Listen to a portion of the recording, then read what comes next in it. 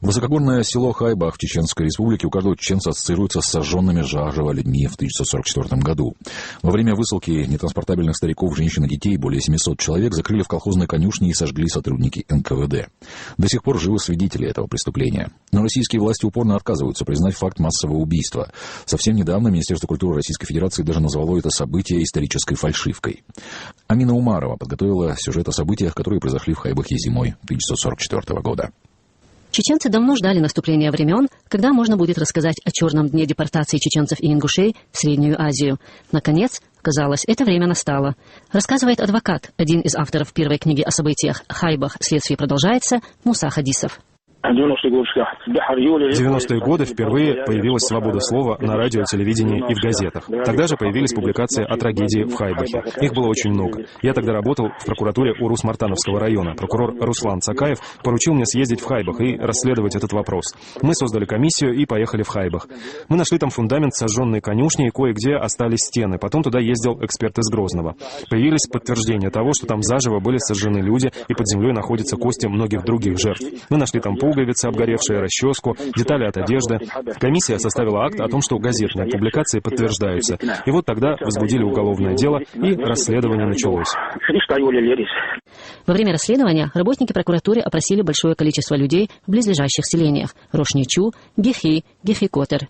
Нашлись живые свидетели преступления. Они были в лесу в тот момент, когда сжигали конюшню в Хайбахе, и издали наблюдали за происходящим. В то время чеченцы зимой скот содержали в лесу и по очереди присматривали за ним. Люди, чья очередь была в тот день, и рассказали следователям о том, что они увидели большое количество солдат в селе.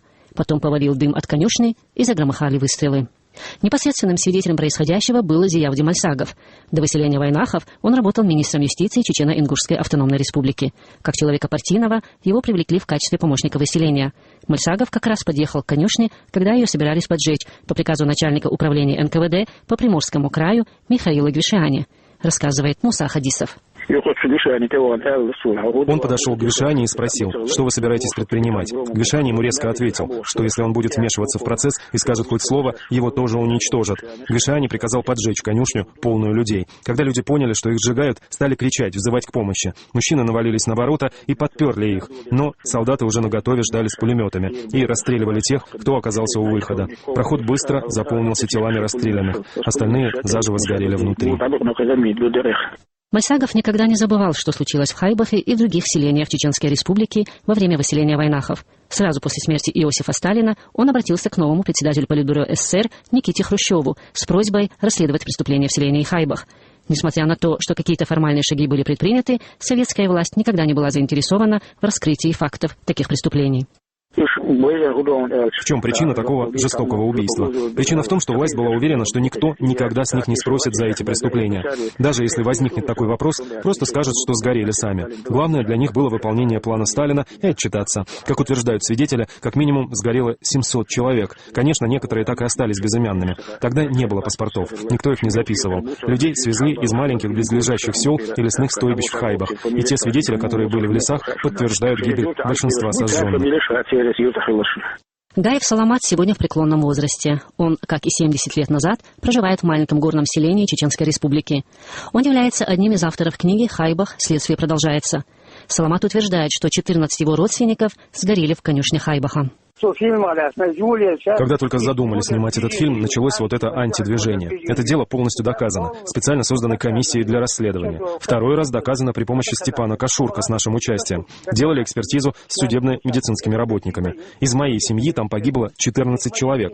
У председателя сельсовета Абухажиба Тукаева сгорело 19 родственников. У Гелагаевых из Рошничу 39, у Тазоевых 10. И вот так у многих по 10, 15, 20 родственников погибло. Хоронили тела в очень сложных условиях. Их никто не считал, и времени не было считать. Во-первых, никто им не позволял их хоронить. Во-вторых, выставляли дозор, и другие спешно хоронили. 147 трупов наспех похоронили на кладбище. И кости, которые нельзя было идентифицировать, захоронили в траншеи до лучших времен.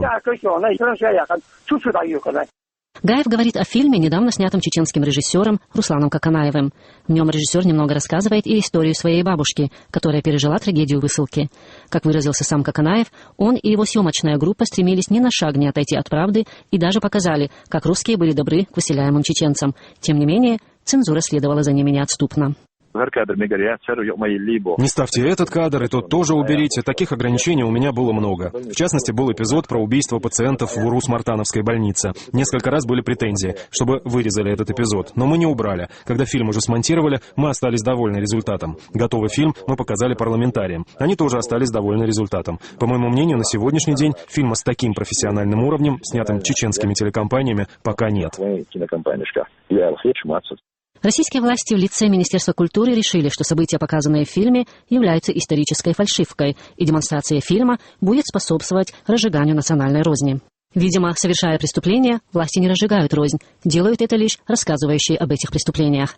Амина Умарова специально для